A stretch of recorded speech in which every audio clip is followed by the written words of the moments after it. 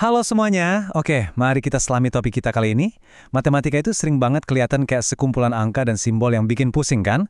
Tapi di ulasan kita kali ini kita nggak bakal anggap matematika itu sesuatu yang menyeramkan. Sebaliknya, anggap aja ini kayak kode rahasia yang lagi nunggu buat kita pecahkan. Dari panduan operasi hitung campuran yang kita bahas hari ini, kalian bakal lihat kalau dengan beberapa aturan simple dan satu kunci terjemahan yang pas, kalian bisa memecahkan persamaan serumit apapun dengan gampang banget. Nah, ini dia petai jalan kita hari ini. Mulai dari aturan dasar hitung campuran, lanjut ke trik mengubah bentuk pecahan, cara mengurutkan berbagai nilai pecahan, hitung campuran berbagai pecahan, dan pastinya gimana kita pakai semua ini dalam kehidupan nyata. Oke, masuk ke bagian pertama, aturan dasar hitung campuran. Sebelum kita bisa memecahkan kode yang rumit, kita pastinya harus tahu dulu dong aturan main dasarnya. Cara paling gampang buat paham urutan pengerjaan matematika itu, bayangin aja kalian lagi ngantri di sebuah acara super eksklusif. Tanda kurung itu tamu VIP utama kita.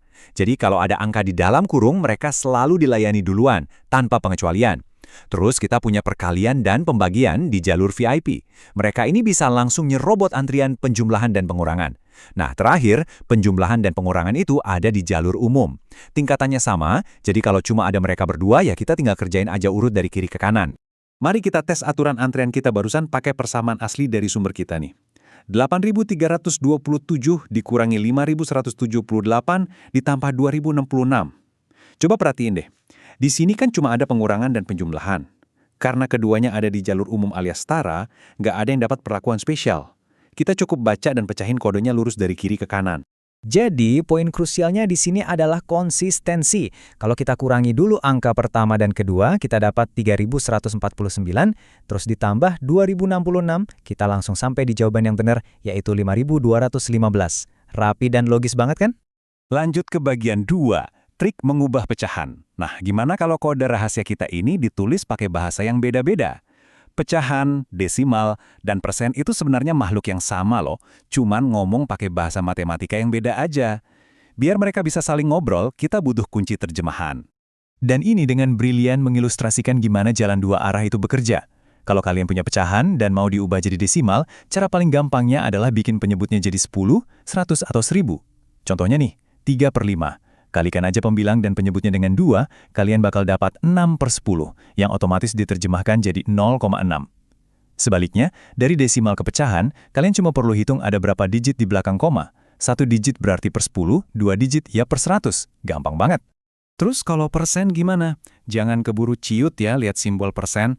Persen itu secara harfiah cuma pecahan yang dikunci mati supaya penyebutnya itu pas di angka 100. Udah, itu aja.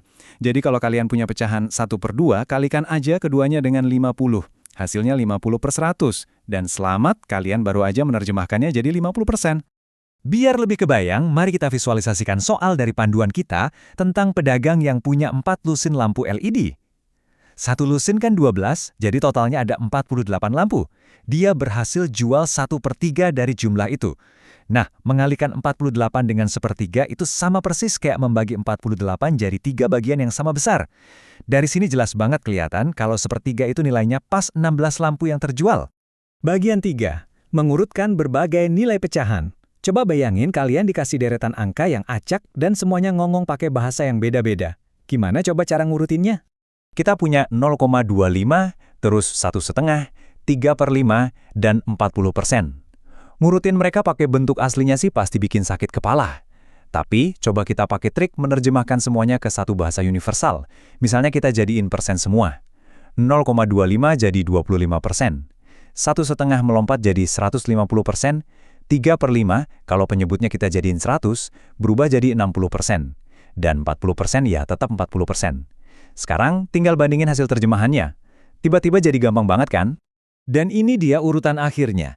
25% ada di urutan pertama sebagai yang terkecil, disusul 40%, lalu 60%, dan yang paling besar itu 150%.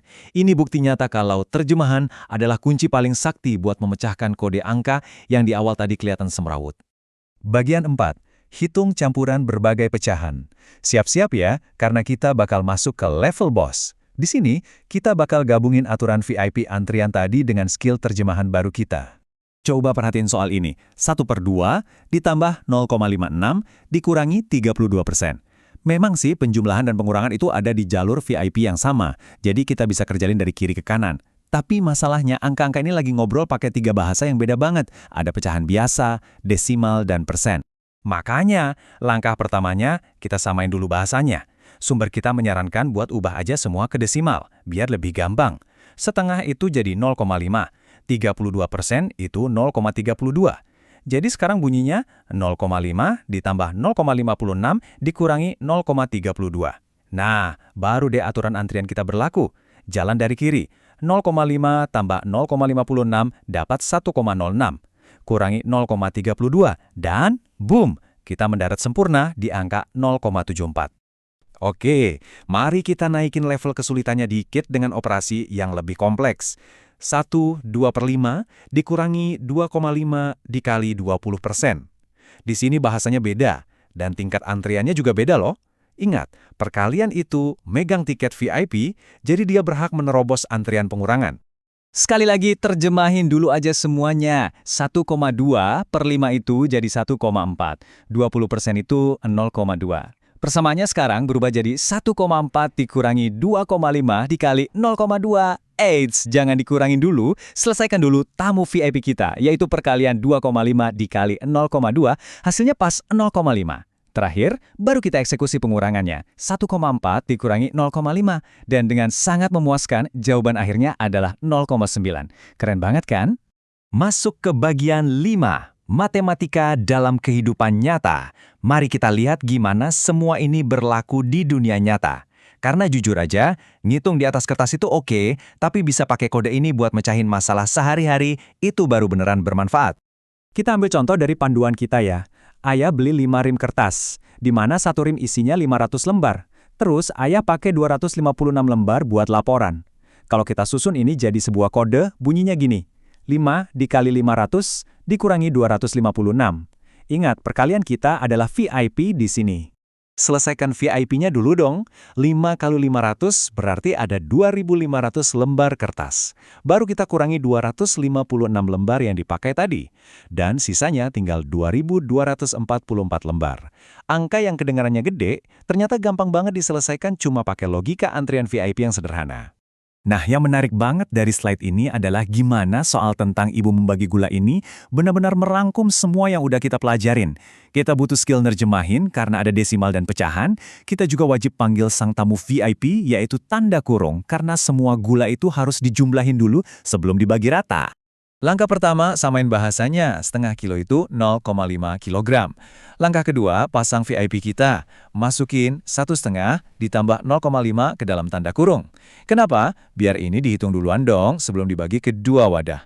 Di dalam kurung, 1,5 ditambah 0,5 itu pas 2,0. Baru deh kita bagi 2. Dan pembagian ini rapi banget, hasilnya pas 1 kilogram di tiap wadahnya. Sepanjang ulasan kita ini, kelihatan kan kalau matematika itu sebenarnya cuma bahasa dengan aturan yang terstruktur, tapi gampang diikutin. Selama kalian tahu cara nerjemahin format yang beda-beda ke bahasa yang sama, dan ingat siapa yang pegang tiket VIP di antrean hitungan, kalian pegang kendali penuh atas kodenya. Nggak ada lagi tuh yang namanya takut sama angka. Jadi, berbekal pengetahuan baru tentang urutan operasi dan kunci terjemahan ini, teka-teki dunia nyata apa nih yang bakal kalian pecahin selanjutnya? Coba deh mulai perhatiin lingkungan sekitar kalian, dan mulailah memecahkan kodenya. Sampai jumpa di ulasan mendalam kita berikutnya.